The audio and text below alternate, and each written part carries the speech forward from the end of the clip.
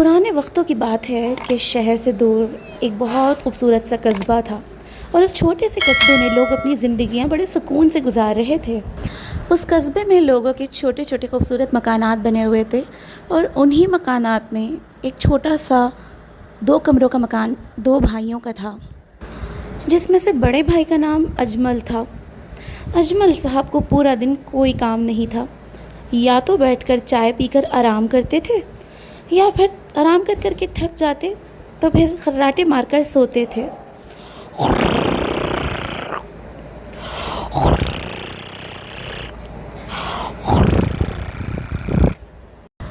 जबकि छोटा भाई अकमल बिल्कुल अपने बड़े भाई से मुख्तलिफ था। वो हमेशा घर के काम करता और कभी भी काम से जी नहीं चुराता था। घर की साफ़ सफाई करता, घर के लिए पानी भर कर लाता, माल मवेशियों के पास जाता, उन्हें चारा डालता, उनकी साफ़ सफाई करता, उनका ख्याल रखता और यहाँ तक कि वो घर में औरतों की तरह खाना भी पकाता और बावर्ची खाने की सफाई का भी ख़ास ख्याल रखता। वालिदैन ने अपने इंतकाल के बाद इन दोनों भाइयों के लिए विरासत में कुछ चीज़ें छोड़ी थीं, जिसमें सबसे पहले तो ये एक मकान था जो 2 कमरों का एक मुख्तसर सा मकान था और इस मकान पर इन दोनों भाइयों का बराबर का हक़ था। मकान के अलावा वालिदैन ने अपने बच्चों के लिए विरासत में जो चीज़ें छोड़ी थीं उनमें सबसे पहले एक गर्म कंबल शामिल था, दूसरे नंबर पर थी एक दूध देने वाली गाय और तीसरे नंबर पर था आम का एक फलदार दरख्त। वालिदैन के इंतकाल के बाद से बड़े भाई अकमल ने अपने छोटे भाई अजमल पर जुल्म सितम शुरू कर दिए थे। वो या तो ख़ुद पूरा दिन चारपाई तोड़ता और सोता रहता या फिर बैठकर अपने छोटे भाई पर हुक्म चलाता और उससे घर के सारे काम करवाता। ख़ुद वो किसी भी काम को हाथ ना लगाता था। अरे ओ अजमल अजमल, कहाँ मर गया? चाय तो पिला दे, काम चोर कहीं का। अजमल बेचारा पूरा दिन घर के काम करता, अपने भाई की खिदमत करता, लेकिन उसके बावजूद भी उसका भाई कभी उससे खुश ना होता। हमेशा बैठकर उस पर हुक्म चलाता रहता और उल्टा उसे काम चोरी के ताने देता। भाई आया, अभी लाता हूँ चाय। अजमल भाई के बड़े होने का ख्याल करता और कभी भी उसे किसी काम से इनकार ना करता, लेकिन हकीकत ये थी कि अपने भाई के जुल्म सितम से वो तंग आ चुका था। वालिदैन की दी हुई चीज़ों पर दोनों भाइयों का बराबर हक था, लेकिन फिर भी बड़ा भाई हमेशा अपने छोटे भाई पर जुल्म करता और उसका जुल्म इस तरह शुरू हुआ। देख भाई अजमल, अम्मा अब्बा जो दरख्त छोड़ कर गए हैं इसमें हम दोनों का हिस्सा है। ऊपर का हिस्सा मेरा है और नीचे का हिस्सा तेरा है। आज से तू इसकी खिदमत करेगा, ठीक है? ठीक है भाई, ठीक है। आज के बाद मैं दरख्त की पूरी खिदमत करूँगा, बेफिक्र हो जाए आप। पानी भी दूंगा, खाद भी दूंगा। अजमल बेचारा मासूम अपने बड़े भाई की बातों में आकर खुश हो जाता है और सोचता है कि दरख्त की खिदमत करने से फल उसको भी मिलेगा, लेकिन बड़ा भाई अपनी चालाकी में हमेशा से आगे निकलता जाता है। उसने दरख्त का ऊपर वाला हिस्सा खुद ले लिया होता है और नीचे का हिस्सा अजमल को दे दिया होता है। इसका मतलब साफ था कि खिदमत तो अजमल करेगा, लेकिन फल अकमल खाएगा। अजमल सारा दिन दरख्त की खिदमत करता, खाद डालता, पानी डालता, और जब दरख्त पर फल आता तो अकमल ज़्यादती करता, दरख्त का फल काटता और काट कर ले जाकर बाज़ार में बेच आता और सारे पैसे अपनी जेब में डाल लेता और अकमल बेचारा देखता रह जाता। इसी तरह जब बात गाय पर आती है तब भी हमेशा की तरह बड़ा भाई अपना फ़ायदा सोचता है और छोटे भाई को बेवकूफ़ बना देता है। देख भाई अजमल, ये जो गाय हमारे वालिदैन ने छोड़ी है ना, ये हम दोनों की है और मैं तो तेरा फ़ायदा ही चाहूँगा। आगे का हिस्सा तू रख ले, पीछे का दुम वाला हिस्सा मेरा हुआ। अब आज से ये तेरी जिम्मेदारी है। इसके दाने का, चारे का और घास का तू ख्याल रखेगा, ठीक है ना? ठीक है भाई, ठीक है। आप बेफिक्र हो जाए। आज के बाद से इस गाय को मैं अच्छी तरह खिलाऊँगा, पिलाऊँगा, खिदमत करूँगा। और इस तरह बेचारा अजमल एक बार फिर बेवकूफ़ बन जाता है और सोचता है कि शायद इसमें भी उसका ही फ़ायदा है, जबकि ऐसा हरगिज़ नहीं था। अब चूँकि गाय का आगे वाला हिस्सा अजमल के हिस्से में आया था, इसलिए वो दिन रात अपनी गाय को खिलाता पिलाता, चारा डालता, घास खिलाता, पानी पिलाता। और चूँकि पिछला हिस्सा यानी दुम वाला हिस्सा अकमल ने अपने हिस्से में ले लिया था, तो जब भी गाय का दूध देने का टाइम आता, अकमल बाल्टी लेकर पहुँच जाता, गाय का दूध निकालता और उस दूध को फ़रोख्त करके पैसे कमाता और उन पैसों में से कुछ भी अकमल को ना देता। अजमल अपने बड़े भाई की इन हरकतों से थोड़ा परेशान था। वो जब उसे ये सब कुछ करते हुए देखता तो सोचता था कि वो अपने हक़ के लिए आवाज़ उठाए, लेकिन मजबूर हो जाता और चुप हो जाता था और भाई का लिहाज करता था।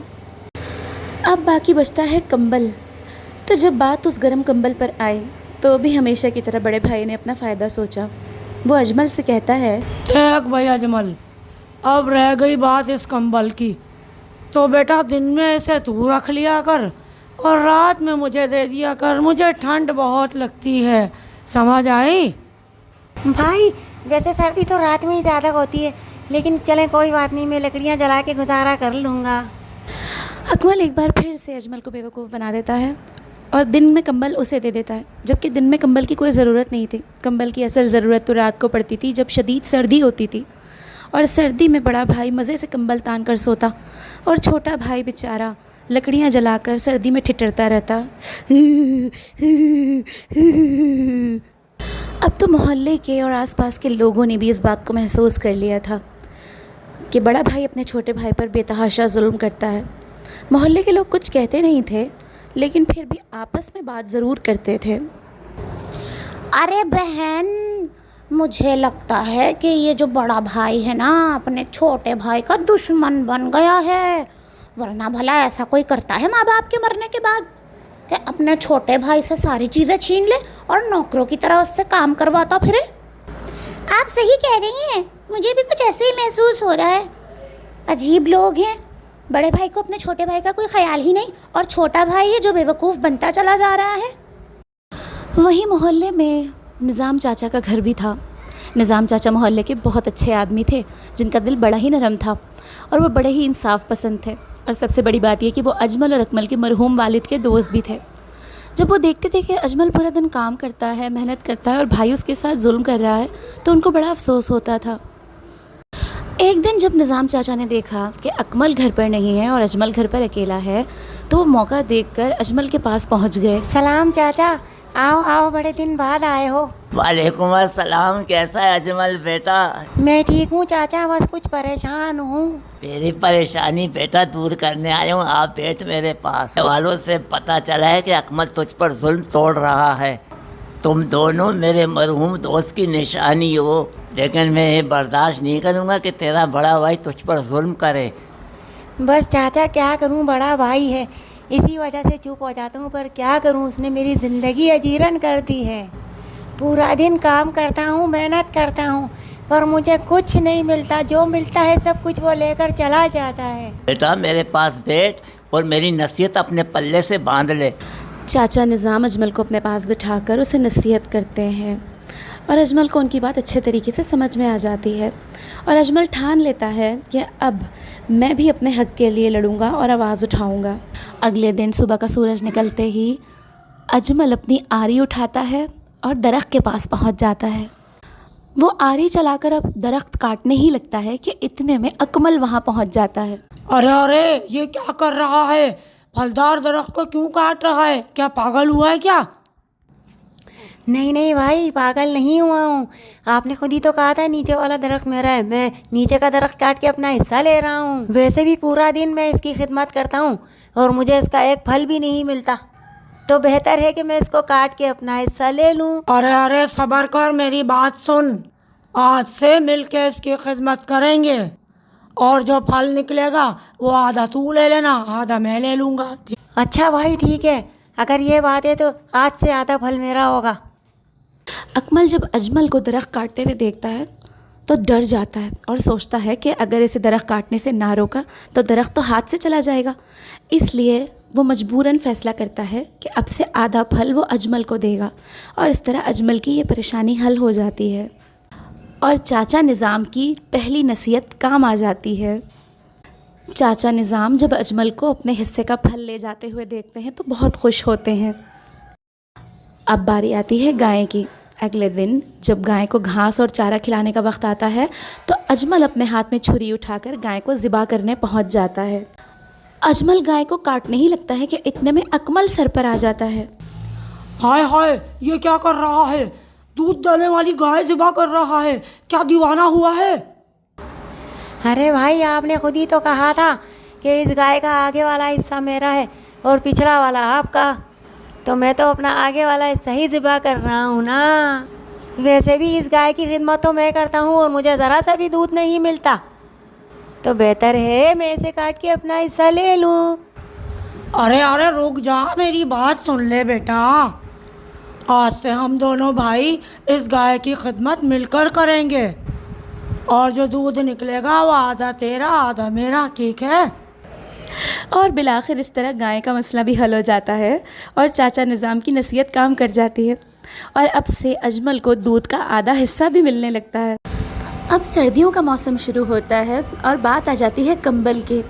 तो फिर से अजमल को चाचा निज़ाम की नसीहत याद आ जाती है और वो उनकी नसीहत पर अमल करता है। पूरा दिन कंबल अजमल के पास होता था, जबकि रात को सर्दी बढ़ते ही अकमल कंबल उससे ले लेता और मज़े की नींद सोता। अब चूँकि कंबल दिन के वक्त में अजमल का था, इसलिए अजमल ने 4 बजते ही कंबल धो डाला और उसे पानी से गीला कर दिया। अजमल पानी से कंबल धोकर उसे सुखाने के लिए धूप में बिछा देता है। इतने में अकमल आता है और कहता है, अरे ये क्या कर दिया तूने? शाम के 4 बज रहे हैं और तूने कंबल धो दिया बेवकूफ़। अब तो यह सूखेगा भी नहीं और मैं क्या ओढ़ के सोऊंगा? तेरी आंखें बंद थी क्या बेवकूफ़? अरे भाई, आँख तो मेरी अब खुली है। असल में आपने ही तो कहा था भाई कि दिन के वक्त कंबल मेरा है, तो मैंने दिन के टाइम में कंबल धो डाला, तो क्या बुरा किया। और जहाँ तक सोने की बात है तो क्या फ़र्क पड़ता है, मैं भी तो बग़ैर कंबल के रात गुजारता हूँ। सर्दी में लकड़ियाँ जला लेता हूँ। आज आप भी मेरे साथ लकड़ियाँ जला के बैठ जाना। अब जब रात होती है तो अजमल की तरह अकमल भी लकड़ियों पर अपने हाथ सेकता है और सर्दी से कांपता है।